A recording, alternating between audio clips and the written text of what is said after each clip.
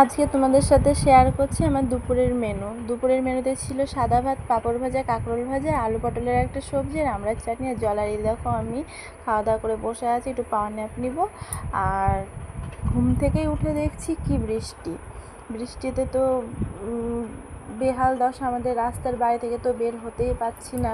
তার উপর আমি আবার বুঝতেও পারিনি যে বৃষ্টি চলে এসেছে।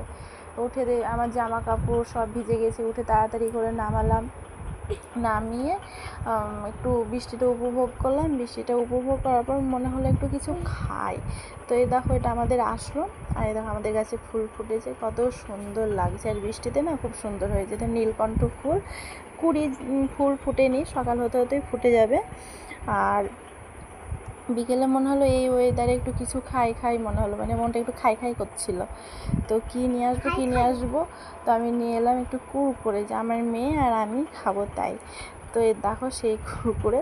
তো তোমাদের কেমন লাগলো এই ভিডিওটা অবশ্যই লাইক, কমেন্ট, শেয়ার করো, আর আমার পাশে থেকো।